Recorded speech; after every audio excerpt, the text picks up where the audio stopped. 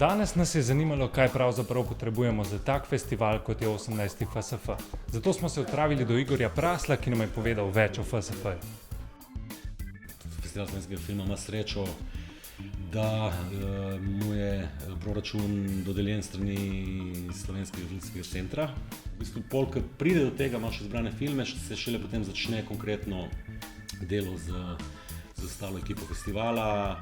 Oblikovanje smo rekli že prej, v bistvu problem letošnjega oblikovanja, nosečnost oblikovalke Maje Rebov, ki je pa vseeno potem na koncu iztisnila iz sebe ne samo otroka, ampak tudi celostno podobo letošnjega FSF-ja. In najprej v bistvu dobili smo zelo dobre odzive tudi od oblikovalcev, da je v redu, da nekako izstopa in tudi letos nam je ratalo v 10 dobrih dneh ne samo pogledati 146 filmov, o njih debatirati, torej izbrati, sestaviti tekmovalni in netekmovalni program, ampak kar je še bolj pomembno, smo skupaj določali dramaturgijo, torej potek projekcij, predvsem pri kratkih filmih je to zelo pomembno, kako sestaviti, kjer gre en za drugim, da se občinstvo ne utrudi, da ni nekega tematskega programa.